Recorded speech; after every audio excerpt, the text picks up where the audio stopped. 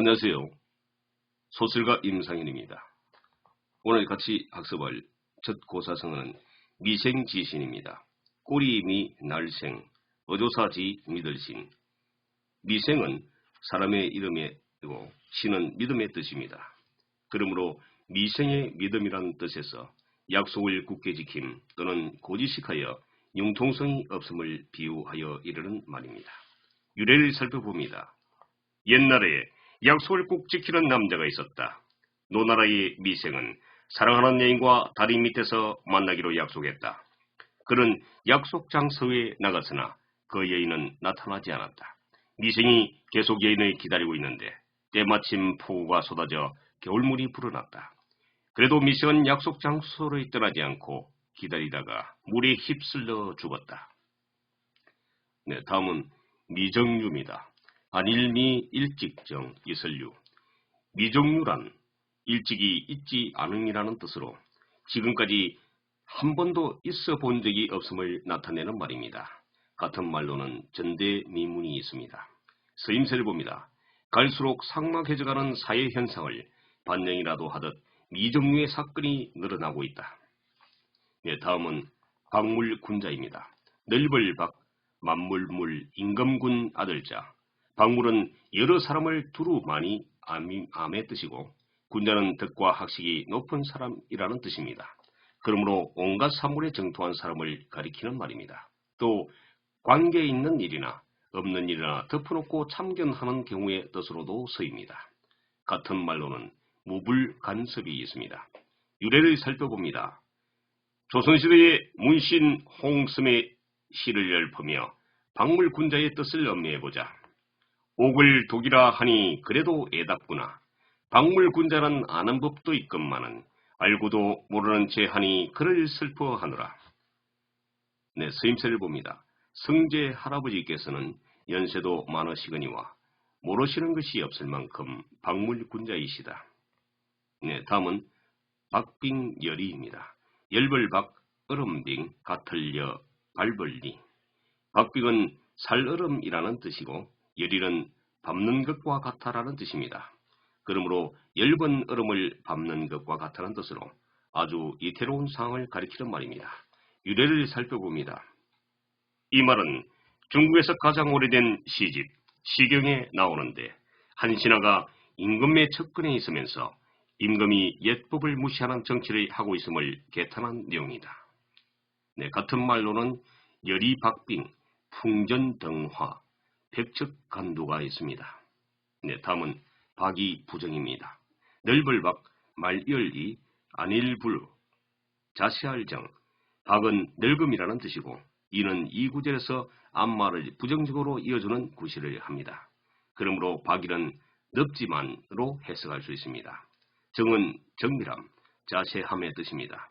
그러므로 넓게 알지만 자세히는 모름, 즉 깊이가 없음을 가리키는 말입니다. 서임새를 봅니다. 요즘의 수능시험은 논리적 탐구 문제가 많아 박이부정식의 공부 방법으로는 좋은 점수를 얻기가 어렵다고 한다. 다음은 반면교사입니다.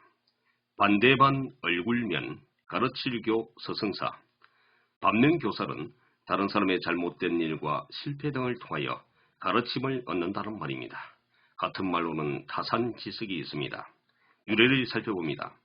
이 말은 1960년대 중국 문화혁명 때 생겨났다. 모택동은 부정적인 것을 긍정적으로 개선할 때 부정적인 것을 반면교사라고 불렀다고 한다. 예를 들어 한 사람이 나쁜 짓을 했을 때 그 행동을 보고 나는 절대로 저와 같은 행동은 하지 않겠다 하고 깨우쳐 올바로 행동한다면 그것이 바로 반면교사인 것이다. 다음은 반식재상입니다. 한가로울 반, 밥식, 재상제, 재상상. 반식은 한가롭게 밥을 먹는 모양이라는 뜻이고 재상은 이품 이상의 벼슬이나 그 벼슬에 있던 벼슬아치. 우리나라에서는 대감에 해당하는 뜻입니다. 이 말은 하는 일 없이 자리만 차지하고 있는 무능한 대신을 비꼬아 일컫는 말입니다. 유래를 살펴봅니다. 구당수에 당과 같은 글이 있다.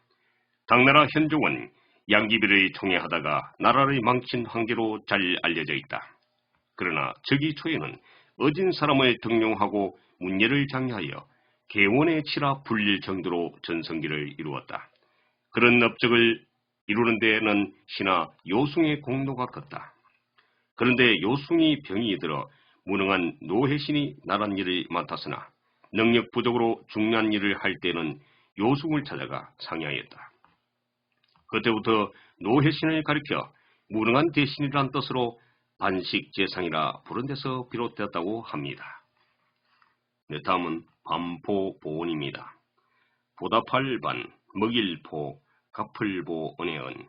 반포는 보답하여 먹임이라는 뜻이고 보은은 은혜를 갚음이라는 뜻입니다. 이 말은 까마귀가 늙은 어미새에게 먹이를 물어다 주는 곳에서 유래된 말로 자식이 부모가 길러준 은혜에 보답하는 것을 이르는 말입니다.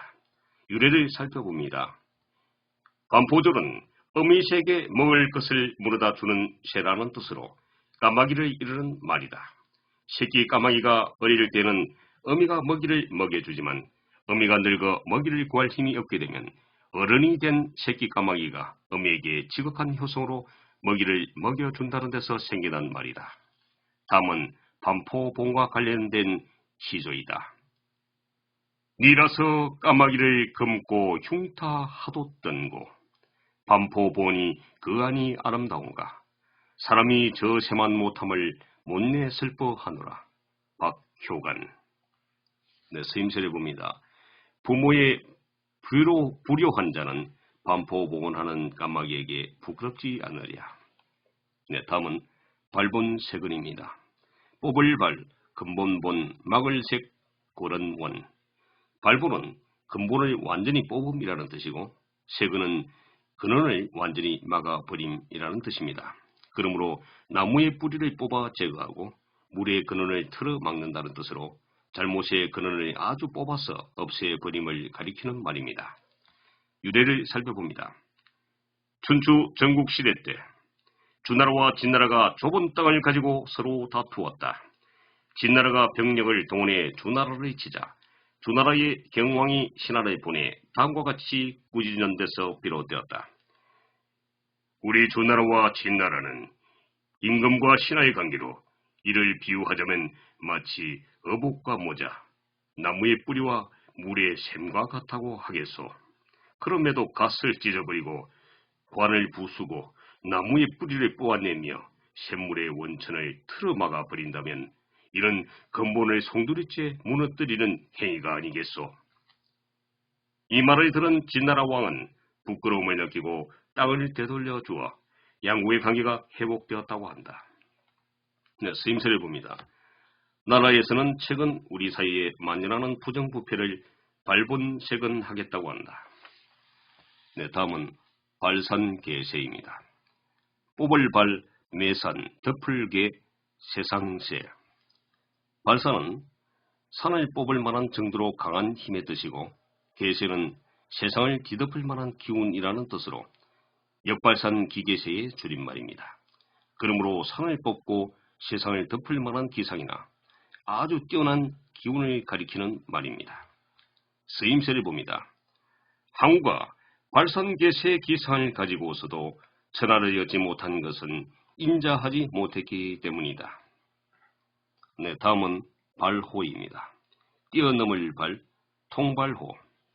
발은 뛰어넘음이라는 뜻이고 호는 대나무로 엮은 통발이라는 뜻입니다. 이 말은 물고기에 빗댄 말로 작은 물고기들은 통발에 남지만 큰 물고기들은 뛰어넘어 도망쳐버리듯 제 마음 내키는 대로 행동하는 것이나 권력을 휘두르는 일을 가리키는 말입니다.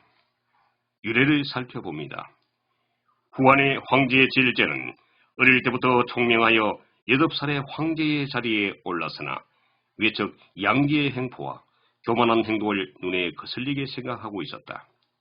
어느 날 신하들이 모인 자리에서 질제는 양기에게 눈을 멈추고 이 사람이 바로 장군이로군 이라고 말하는 데서 비롯되었다.